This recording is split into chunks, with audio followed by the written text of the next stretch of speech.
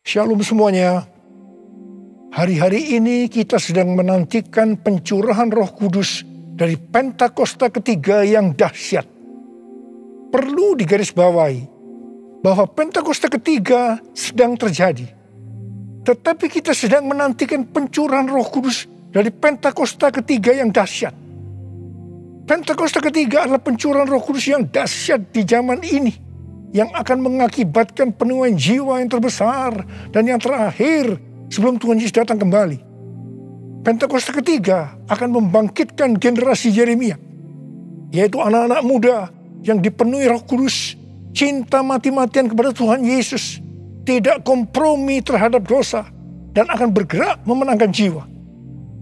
Pentakosta ketiga akan memberikan kuasa untuk menyelesaikan amanat agung. Setelah itu Tuhan Yesus datang kembali. Apa yang harus kita lakukan supaya pencurahan Roh Kudus dari Pentakosta ketiga yang dahsyat itu terjadi? Pada zaman Elia, orang-orang Israel bertobat karena mereka melihat api Tuhan turun. Api Tuhan ini turun setelah Elia berdoa. Elia berdoa dan berkata kepada Tuhan, "Ya Tuhan, Allah Abraham, Ishak dan Israel, pada hari ini biarlah diketahui orang bahwa Engkaulah Allah di tengah-tengah Israel, dan bahwa aku ini hamba-Mu, dan bahwa atas firman-Mu lah aku melakukan segala perkara ini. Jawablah aku ya Tuhan, jawablah aku, supaya bangsa ini mengetahui bahwa Engkaulah yang membuat hati mereka tobat kembali." Apa yang terjadi setelah Elia berdoa? Lalu turunlah api Tuhan, membakar habis korban bakaran, kayu api, batu dan tanah itu. Bahkan air yang dalam parit habis dijilatnya. Ketika seluruh rakyat melihat kejadian itu, sujudlah mereka serta berkata, "Tuhan, dialah Allah. Tuhan, dialah Allah." Jadi, kalau kita mau melihat api Roh Kudus dari Pentakosta ketiga dicurahkan dengan dahsyatnya, seperti yang dilakukan Elia dengan berdoa, maka kita, gereja Tuhan, harus berdoa, memuji, dan menyembah Tuhan dalam unity siang dan malam. Hal ini juga seperti yang dilakukan oleh murid-murid Tuhan Yesus waktu menantikan pencurahan Roh Kudus di kamar loteng, yang kita sebutkan sebagai Pentakosta pertama. Kisah Para Rasul 1 ayat 14 bagian A berkata, mereka semua bertekun dengan sehati dalam doa bersama-sama. Artinya mereka berdoa, memuji dan menyembah Tuhan bersama-sama dalam unity siang dan malam. Ini adalah prinsip restorasi Pondok Daud. Ini adalah prinsip menara doa. Hal yang seperti ini juga dilakukan oleh William Seymour dan teman-temannya waktu menantikan pencurahan Roh Kudus di Azusa Street yang disebutkan sebagai Pentakosta kedua. Jadikan aku Tuhan, rumah doa-Mu, agar semua suku bangsa datang menyembah-Mu. Jadikan aku Tuhan, rumah doa-Mu, agar semua suku bangsa datang menyembah-Mu.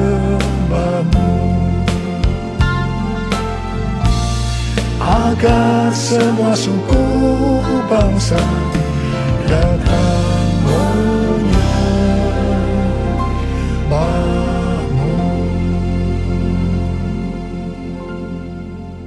GBI Jalan Jenderal Gatot Subroto sudah berumur 33 tahun. DNA gerejanya adalah restorasi Pondok Daud yang didefinisikan sebagai prajurit-prajurit Tuhan yang gagah perkasa, yang mempunyai gaya hidup berdoa, memuji dan menyembah Tuhan dalam unity siang dan malam, dan melakukan kehendak Tuhan pada zaman ini. Jadi di sini kita melihat bahwa Tuhan mempersiapkan untuk terjadinya pencurahan Roh Kudus yang dahsyat dari Pentakosta ketiga melalui doa, pujian, dan penyembahan dalam unity siang dan malam. Ini berbicara juga tentang menara doa. Kitab Wahyu pasal 5 berbicara tentang keadaan di sorga. Ketika anak domba, yaitu Tuhan Yesus, mengambil gulungan kitab yang ditulisi sebelah dalam dan luarnya, dan dimeteraikan dengan 7 meterai dari tangan Dia yang duduk di atas tahta itu. Karena hanya Tuhan Yesus saja yang bisa membuka gulungan kitab itu dan membuka meterainya. Maka tersungkurlah keempat makhluk dan ke-24 tua-tua itu di hadapan Tuhan Yesus. Ke-24 tua-tua itu masing-masing memegang satu kecapi dan satu cawan emas yang penuh dengan kemenyan. Itulah doa orang-orang kudus. Ketika mereka menyanyikan nyanyian baru, yaitu nyanyian yang memuliakan Tuhan Yesus, apa yang terjadi?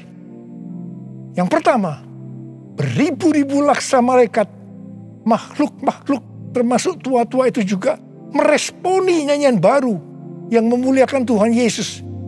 Ini bisa diartikan terjadinya penuaian jiwa beribu-ribu laksa. Yang kedua, ternyata yang meresponi nyanyian baru yang memuliakan Tuhan Yesus tidak hanya beribu-ribu laksa, tetapi semua makhluk di sorga, di bumi, yang di bawah bumi, dan yang di laut, dan semua yang ada di dalamnya. Ini bisa diartikan bahwa setiap lutut bertelut, semua lidah mengaku bahwa Yesus Kristus itu adalah Tuhan. Haleluya! Semua hal yang terjadi ini bisa diartikan sebagai berikut. Ke-24 tua-tua memegang kecapi yang berbicara tentang pujian dan penyembahan. Dan cawan yang berisi kemenyan, yaitu doa orang-orang kudus. Ini bisa diartikan ketika kita berdoa, memuji dan menyembah Tuhan dalam unity siang dan malam, dengan menyanyikan nyanyian baru yang memuliakan Tuhan, maka akan terjadi penuaian jiwa beribu-ribu laksa. Bahkan akan membuat setiap lutut bertelut dan semua lidah mengaku Yesus adalah Tuhan. Hal ini sesuai dengan Kisah Para Rasul 15 ayat 15 sampai dengan 18, di mana restorasi Pondok Daud akan membuat semua orang lain mencari Tuhan. Dan segala bangsa yang tidak mengenal Allah, yang kusebut milikku, mencari Tuhan. Yang artinya setiap lutut akan bertelut dan semua lidah akan mengaku Yesus adalah Tuhan. Haleluya! Tahun 2013 merupakan tahun yang bersejarah bagi GBI Jalan Jenderal Gatot Subroto. Mengapa? Alasan yang pertama, pada tahun 2013 Tuhan memberikan nama pencurahan Roh Kudus yang dahsyat yang akan turun di zaman ini sebagai Pentakosta yang ketiga. Alasan yang kedua, pada tahun 2013 di GBI Sukawarna Bandung ada tindakan profetik penyatuan cawan dan kecapi, di mana cawan berbicara tentang doa dan kecapi berbicara tentang pujian dan penyembahan. Penyatuan cawan dan kecapi secara profetik ini diwakili oleh Dr. Yonggi Cho dari Gereja Yoido Full Gospel Korea Selatan yang mempunyai ciri menonjol tentang doa. Dan saya dari GBI Jalan Jenderal Gatot Subroto yang mempunyai ciri menonjol dalam pujian dan penyembahan. Tindakan profetik penyatuan cawan dan kecapi ini sebagai tanda dimulainya penuaian jiwa yang terbesar dan yang terakhir dengan adanya Pentakosta ketiga sebelum Tuhan Yesus datang kembali. Salah satu wujud dari tindakan penyatuan secara profetik cawan dan kecapi ini adalah pada tahun 2014 Hansai University memberikan gelar doktor kehormatan, doktor honoris causa di bidang teologi kepada saya. Meskipun Dr. Yonggi Cho dan istrinya Dr. Kim sudah dipanggil Tuhan, saya percaya penyatuan secara profetik kekacauan dan kecapi ini tidak dapat dibatalkan. Hosana, Hosana di tempat yang tinggi. Hosana, Hosana di hati yang suci. Hosana, Hosana, Hosana in the highest. Hosana, Hosana, Hosana in the highest. Hosana in the highest. Hosana in the highest.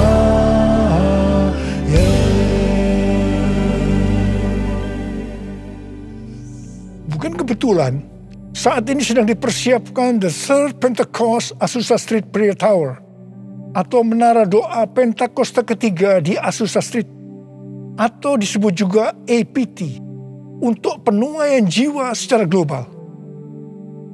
APT ini dimulai secara virtual sejak tanggal 15 April 2021. Tanggal ini sesuai dengan peristiwa 115 tahun yang lalu, yaitu pada tanggal 15 April 1906 waktu Indonesia, atau tanggal 14 April waktu Amerika, yaitu dimulainya kebaktian kebangunan rohani yang dahsyat di sebuah gedung tua di Azusa Street yang dipimpin oleh William Seymour.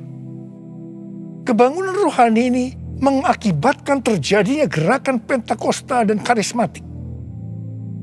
Gedung APT yang sekarang sedang diurus izinnya adalah tempat yang sama dengan gedung tua yang dipakai pada tahun 1906. Ini bukan suatu kebetulan, tapi jelas rencana Tuhan yang dahsyat untuk Amerika dan dunia. Perlu dicatat, Amerika adalah salah satu ladang misi terbesar dan terpenting di dunia, dan berpengaruh terhadap negara-negara lain, termasuk Indonesia. Karena itu bukan kebetulan kalau Tuhan memberikan APT ini. Kalau saat ini kita melihat kekristenan di Amerika, itu merupakan sesuatu yang mengagetkan. Menurut penelitian Dr. George Barna yang dirilis pada tanggal 6 Juni 2021, jadi masih baru, mengenai kekristenan di Amerika, didapatkan bahwa yang pertama, orang Kristen yang mempunyai pandangan yang ortodoks dan alkitabiah tentang Allah hanya 46%.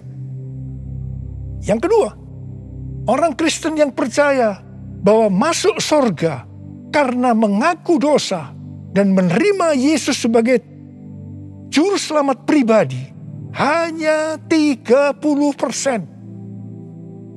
Yang ketiga, orang Kristen yang memiliki cara pandang yang alkitabiah hanya 6%.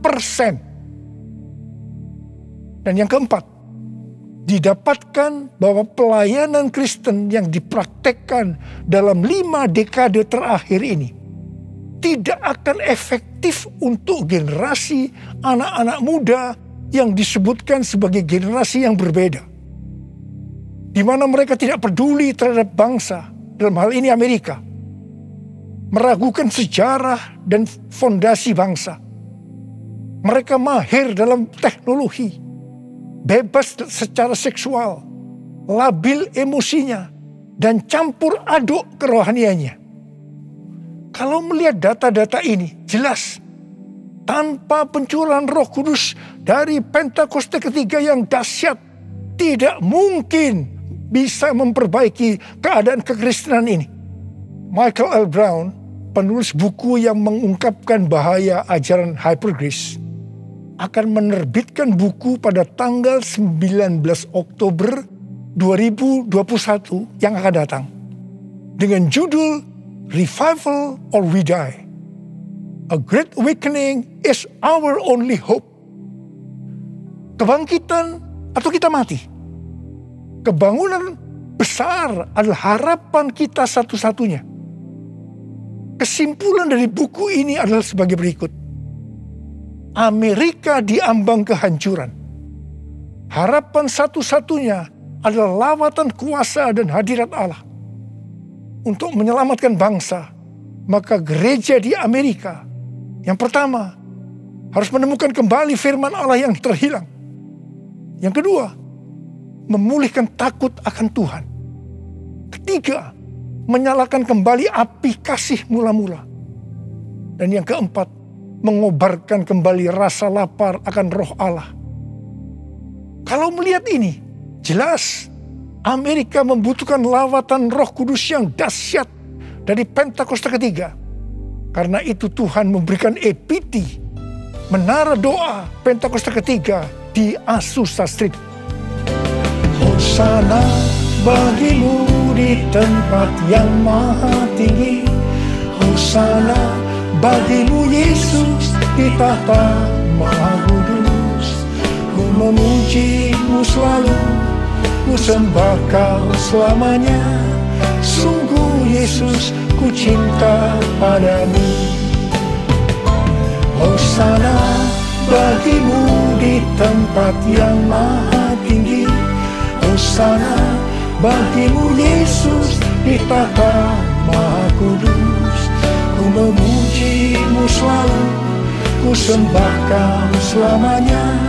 Sungguh Yesus ku cinta padamu. Sungguh Yesus ku cinta padamu. Sungguh Yesus ku cinta padamu.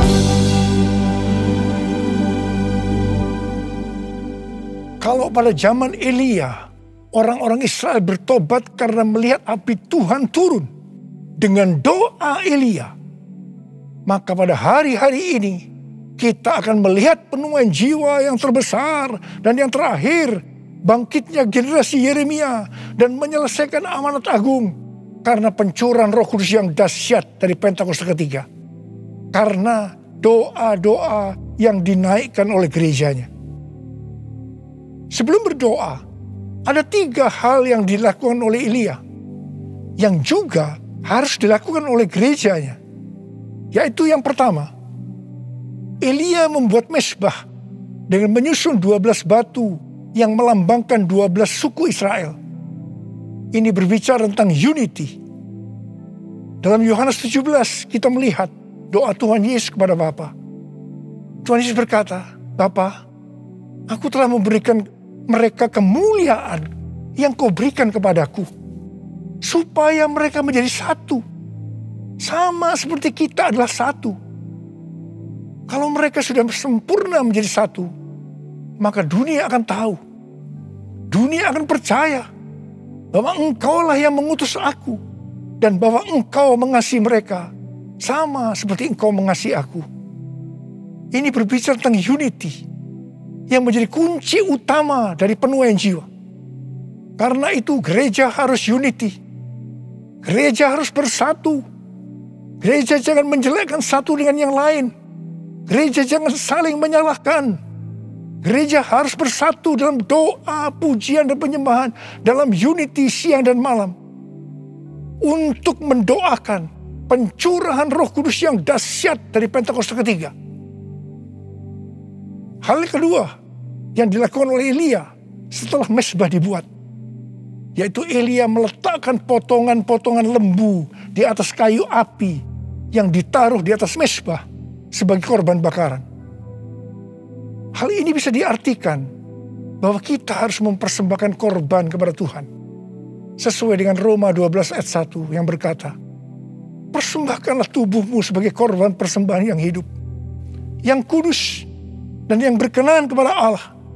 Itu adalah ibadahmu yang sejati. Kita yang dimeteraikan oleh Roh Kudus, karena kita bertobat dan percaya kepada Tuhan Yesus sebagai Tuhan dan Juru Selamat pribadi, adalah milik Tuhan Yesus. Kita hidup untuk Tuhan dan mati untuk Tuhan Yesus. Jadi baik hidup maupun mati, kita adalah milik Tuhan. Bukan milik kita sendiri. Efesus 1 ayat 4 berkata, sebab di dalam Dia, Allah telah memilih kita sebelum dunia dijadikan, supaya kita kudus dan tak bercacat di hadapannya. Karena itu, kita harus mempersembahkan tubuh kita sebagai korban yang hidup dan yang kudus di hadapan Tuhan. Itu artinya kita perlu mematikan perbuatan daging dan hidup dipimpin oleh Roh Kudus, supaya kita bisa hidup kudus dan berkenan kepada Tuhan. Untuk mematikan perbuatan daging, perlu baptisan api. Hal yang ketiga yang dilakukan oleh Elia adalah Elia menyuruh mengisi 4 buyung dengan air sampai penuh. Kemudian disiramkan ke atas korban bakaran tadi. Ini dilakukan sebanyak 3 kali. Jadi berarti ada 12 buyung air yang disiramkan sampai parit di sekeliling mezbah menjadi penuh dengan air. Air pada waktu itu merupakan barang yang sangat mahal harganya. Karena pada waktu itu dalam masa kekeringan yang sudah berjalan 3,5 tahun. Jadi Elia mempersembahkan sesuatu yang mahal harganya bagi Tuhan. Kepada Abraham, Tuhan menyuruh mempersembahkan Ishak sebagai korban bakaran. Ishak adalah sesuatu yang sangat mahal harganya bagi Abraham. Ishak adalah anak tunggal yang diberikan oleh Tuhan pada masa tuanya, sehingga hati Abraham sangat lekat kepada Ishak. Tetapi Abraham taat kepada perintah Tuhan, sehingga Tuhan memberkati dia berlimpah-limpah. Demikian juga dengan kita. Kita pun diminta untuk mempersembahkan sesuatu yang sangat mahal harganya bagi Tuhan. Saya tidak tahu apa yang merupakan sesuatu yang mahal harganya bagi saudara. Mungkin uang, sesuatu yang mahal harganya. Tetapi kalau Tuhan mau itu diserahkan kepadanya, kita harus lakukan. Ingat, uang bukan milik kita. Kita hanya pengelola. Mungkin harga diri adalah sesuatu yang mahal harganya, sehingga gengsinya tinggi sekali, penuh kesombongan, sulit untuk unity. Ingat, Tuhan menentang orang-orang congkak, tetapi mengasihani orang yang rendah hati. Persembahkanlah itu kepada Tuhan. Minta agar Tuhan mengubah kita. Mungkin keterikatan terhadap pornografi, minuman keras, rokok, obat-obatan terlarang merupakan sesuatu yang mahal harganya, sehingga sulit untuk melepaskannya. Serahkanlah semua itu kepada Tuhan. Minta supaya dibebaskan. Mungkin masalah pengampunan merupakan sesuatu yang mahal harganya, sehingga sulit untuk mengampuni. Serahkanlah semuanya kepada Tuhan. Minta supaya Tuhan mengubah hati kita untuk bisa mengampuni orang yang bersalah kepada kita. Setelah Elia melakukan 3 hal itu, maka Elia berdoa, dan doa Elia dijawab Tuhan. Kalau kita sebagai gereja Tuhan mau melihat kebangunan rohani yang terjadi karena pencurahan Roh Kudus yang dahsyat dari Pentakosta ketiga turun, maka sebelum kita berdoa, lakukan 3 hal tadi. Saya percaya Indonesia akan dipenuhi dengan kemuliaan Tuhan. Dan lebih daripada itu, seperti yang dikatakan dalam Habakuk 2 ayat 14. Sebab bumi akan penuh dengan pengetahuan tentang kemuliaan Tuhan. Seperti air yang menutupi dasar laut, itu terjadi. Ada berapa banyak di antara saudara yang merindukan pencurahan Roh Kudus yang dahsyat dari Pentakosta ketiga itu turun, sehingga akan terjadi penuaian jiwa yang terbesar dan yang terakhir sebelum Tuhan Yesus datang untuk kali yang kedua. Bangkitnya generasi Yeremia dan menyelesaikan amanat agung. Saya mau berdoa buat saudara. Mari angkat tangan saudara. Kita nyanyikan bersama-sama. Curahkanlah kuasa-Mu Tuhan, mujizat terjadi di tempat ini. Curahkanlah kuasa-Mu Tuhan, Mujizat terjadi sekarang ini. Curahkan ya Tuhan, curahkanlah kuasa-Mu Tuhan. Mujizat terjadi di tempat ini. Curahkanlah kuasa-Mu Tuhan. Mujizat terjadi sekarang ini. Mujizat terjadi sekarang ini. Mujizat terjadi sekarang ini. Mari kita berbahasa roh.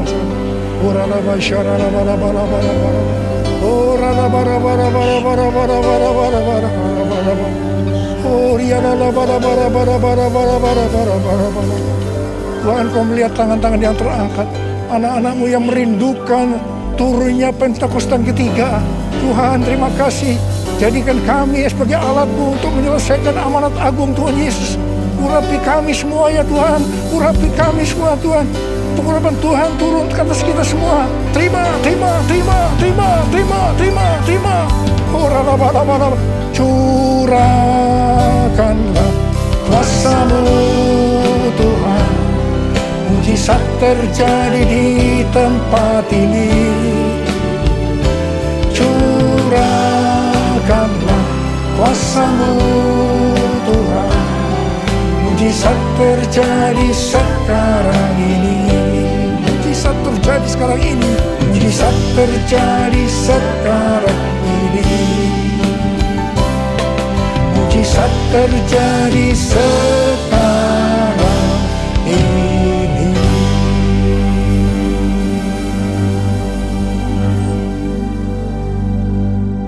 Mari saudara-saudara, kita akan masuk dalam perjamuan kudus. Kita akan mengingat ayat ini. Sebab setiap kali kamu makan roti ini dan minum cawan ini, kamu memberitahukan kematian Tuhan sampai Ia datang. Perjamuan kudus adalah perjamuan Tuhan Yesus sendiri. Setiap kali kita masuk dalam perjamuan kudus, Tuhan Yesus selalu berkata, biarlah ini menjadi peringatan akan aku. Karena itu, mari arahkan hati kita semua kepada kebaikan Tuhan. Kita akan mengingat kebaikan Tuhan. Supaya kita lebih mengasihi Tuhan Yesus. Kita lebih mengasihi satu dengan yang lain. Mari tundukkan kepala. Tuhan, siapakah kami sebelum kami mengenal Engkau? Kami semua orang berdosa. Upah dosa adalah maut, mati. Tapi Engkau yang tidak berdosa telah dijadikan dosa oleh karena kami. Engkau harus turun dari sorga mulia, menjelma menjadi manusia. Mati ganti kami dengan penderitaan yang luar biasa. Sungguh kalau kami pikirkan ya Aba, betapa baiknya Engkau itu. Kau jadikan kami sebagai anak-anak-Mu. Engkau memberkati, Engkau tuntun, Engkau membela kami, Engkau mengajar kami. Engkau juga menegur kalau kami salah. Itu Engkau ya Aba. Betapa baiknya Engkau itu. Terima kasih, terima kasih. Tuhan akan memberkati kita semua melalui perjamuan kudus. Tapi Tuhan mau kita makan dan minum dengan cara yang benar. Karena itu sekarang, mari kita introspeksi. Sebelum kita masuk dalam perjamuan kudus, kita introspeksi. Jangan menyimpan dosa. Kalau Tuhan ingatkan saat ini tentang dosa yang harus kita selesaikan, langsung minta ampun. Mari kita minta ampun. Ampuni, ampuni saya Tuhan. Katakan. Ampuni saya Tuhan, ampuni saya. Ampuni Tuhan, ampuni kami semua Tuhan. Ya Tuhan, Kau sedang melihat anak-anak-Mu yang sedang meminta ampun padamu. Layakkan kami untuk masuk dalam perjamuan kudus. Kami akan masuk dalam perjamuan kudus dengan hati yang penuh ucapan syukur. Dalam nama Yesus kami berdoa. Amin. Mari. Sekarang kita angkat roti di tangan kanan kita tinggi-tinggi. Sebab apa yang telah kuteruskan kepadamu telah aku terima dari Tuhan. Yaitu bahwa Tuhan Yesus pada malam waktu Ia diserahkan mengambil roti. Dan sesudah itu Ia mengucap syukur atasnya. Ia memecah-mecahkannya dan berkata, inilah tubuhku yang diserahkan bagi kamu. Perbuatlah ini menjadi peringatan akan aku. Sudah dikasih Tuhan. Bukankah roti yang kita pecah-pecahkan ini adalah persekutuan kita dengan tubuh Kristus? Mari kita makan dalam nama Yesus.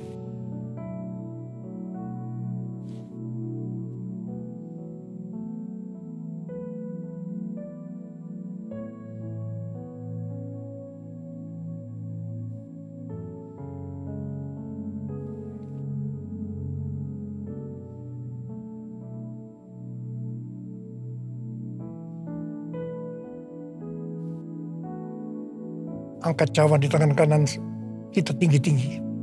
Demikian juga ia mengambil cawan sesudah makan lalu berkata, cawan ini adalah perjanjian baru yang dimeteraikan oleh darahku.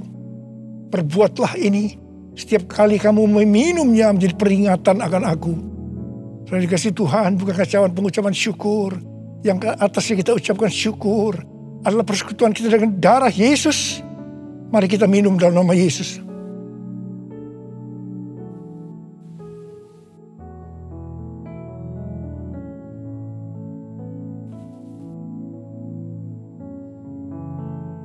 Mari kita angkat tangan kita, ucapkan syukur dengan suara.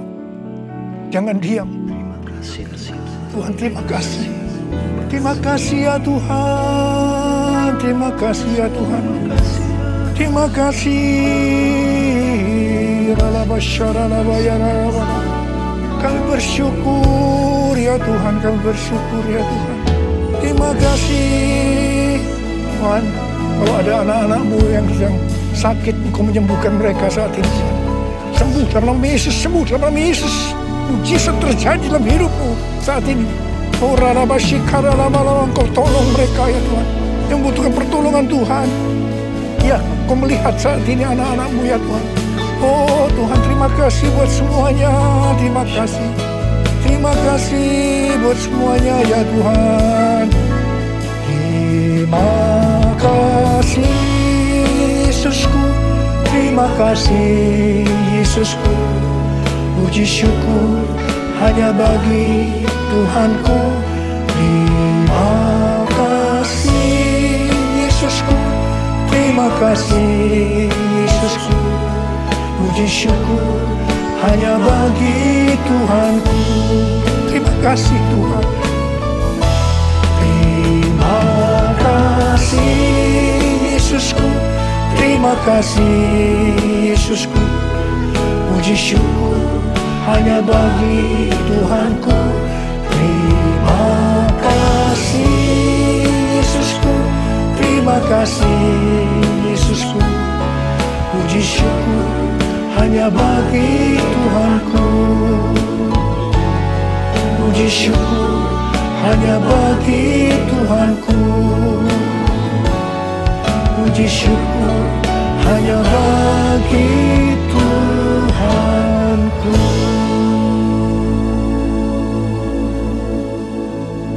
Terima kasih ya Bapa. Terima kasih ya Bapa. Terima kasih ya Bapa. Mari angkat tangan saudara. Terimalah berkat Tuhan. Kasih karunia yang berlimpah-limpah daripada Allah Bapa dalam Anak yang tunggal Yesus Kristus. Persekutuan yang manis dengan Roh Kudus menyertai saudara sekalian mulai hari ini sampai Tuhan Yesus datang menjemput kita di awan-awan dan bahkan sampai selama-lamanya. Yang percaya bersama-sama katakan amin.